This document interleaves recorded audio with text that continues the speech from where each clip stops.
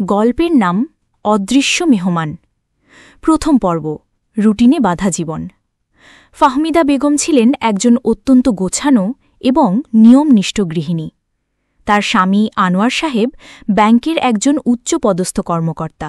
তাদের 2 সন্তান ভালো স্কুলে পড়ত এবং তাদের সংসারটা ছিল ঘড়ির কাঁটার মতো নিয়মে বাঁধা। ফাহমিদা বেগম নিজেও ছিলেন ধার্মিক। তিনি সময় মতো নামাজ পড়তেন, কোরআন তেলাওয়াত করতেন এবং তার ঘর সংসার সব সময় পরিপাটি রাখতেন। তার কাছে পরিচ্ছন্নতা এবং নিয়মানুবর্তিতাই ছিল ঈমানের অঙ্গ। কিন্তু তার এই গোছানো জীবনে একটি জিনিসের অভাব ছিল, স্বতঃস্ফূর্ত উদারতা। তিনি সবকিছুই করতেন মেপে মেপে।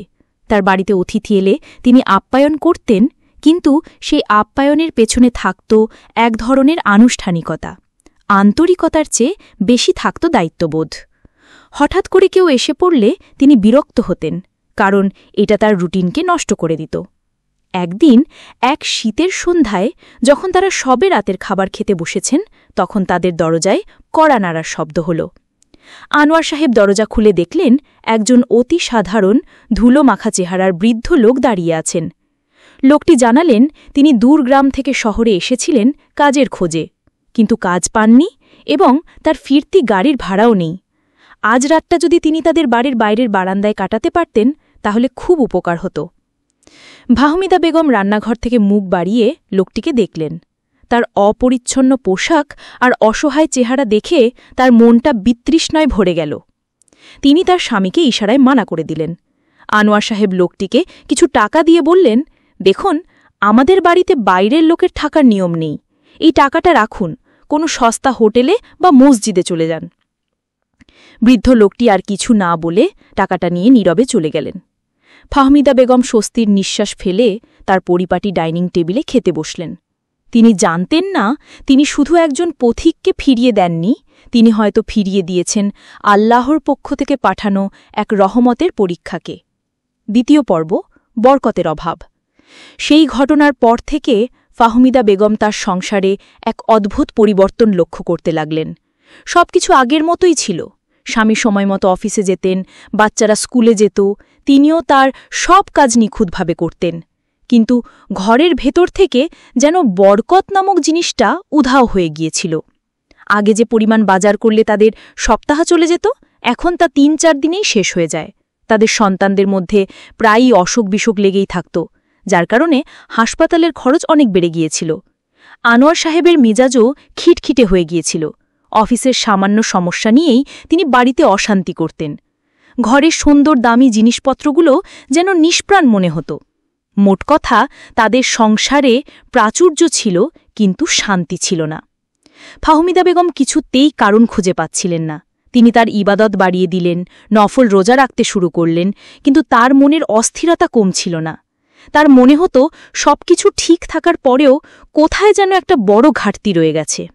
একদিন তিনি কুরআন তেলাওয়াত করার সময় সূরা আদ-দুহার একটি আয়াত পড়ছিলেন, ওয়া আম্মা সাইলা ফালা তানহার, অর্থাৎ আর প্রার্থীকে তুমি ভর্ৎসনা করো না। আয়াতটি পড়ার সাথে সাথেই তার বুকের ভেতরটা কেঁপে উঠল। তার চোখের সামনে ভেসে উঠল সেই শীতের রাতের ঘটনা, সেই অসহায় বৃদ্ধের মুখ আর তাদের বন্ধ করে দেওয়া দরজা। তিনি বুঝতে পারলেন তার ভুলের উৎস কোথায়। তিনি হয়তো বাহ্যিকভাবে কোনো বড় গুনাহ করেননি, কিন্তু তিনি আল্লাহর এক অসহায় বান্দার প্রয়োজনকে তাচ্ছিল্য করেছেন, তাকে ফিরিয়ে দিয়েছেন। তিনি হয়তো জানতেন না যে অতিথি বা সাহায্য প্রার্থীর বেশে আল্লাহ তার বান্দার ঈমান এবং উদারতাকে পরীক্ষা করেন।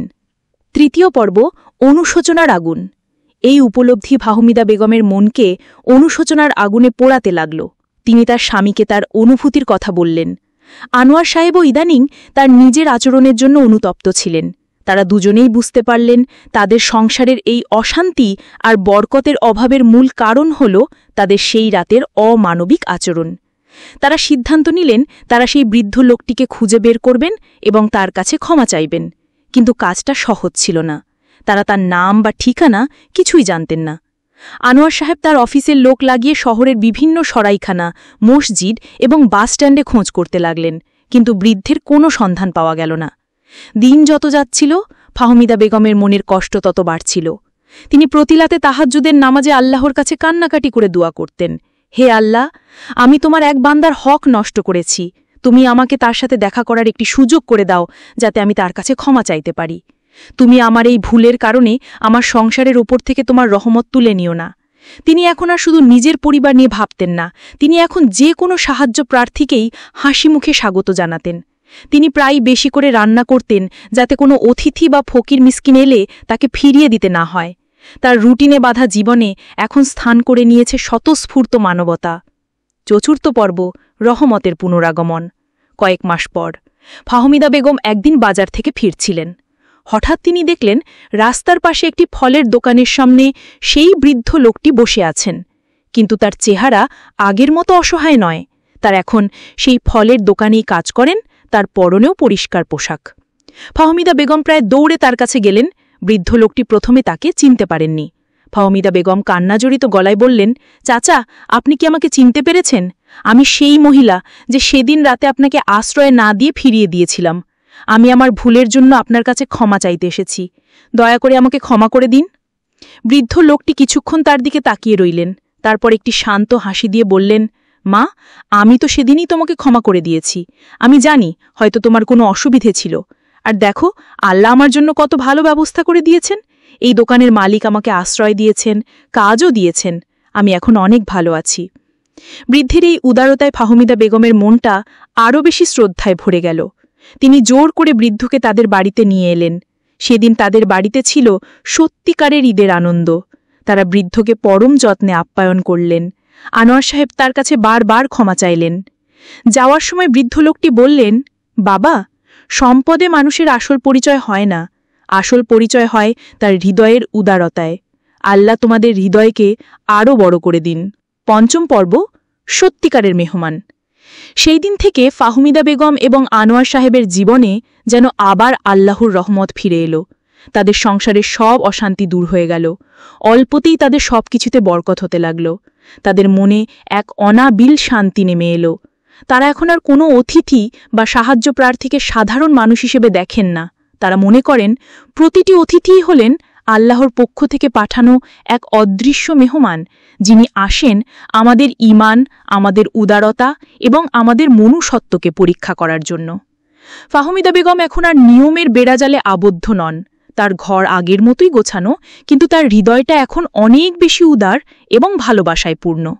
তিনি শিখেছেন সত্যিকারের পরিচ্ছন্নতা শুধু ঘরের নয়, অন্তরেরও প্রয়োজন। আর যে অন্তরে আল্লাহর সৃষ্টির জন্য মায়া এবং ভালোবাসা থাকে, সেই অন্তরই আল্লাহর সবচেয়ে প্রিয় বাসস্থান। তার গল্পটা শিখিয়ে দিল যে একটি বন্ধ দরজা হয়তো সাময়িকভাবে আমাদের দুনিয়াবি আরামকে রক্ষা করতে পারে, কিন্তু তা আল্লাহর রহমতের দরজাগুলোকেও বন্ধ করে দেয়। আর একটি খোলা দরজা শুধু একজন মানুষকে আশ্রয় দেয় না, তা আমাদের নিজেদের জন্য আল্লাহর অসীম বরকত এবং করুণাকে আমন্ত্রণ জানায়।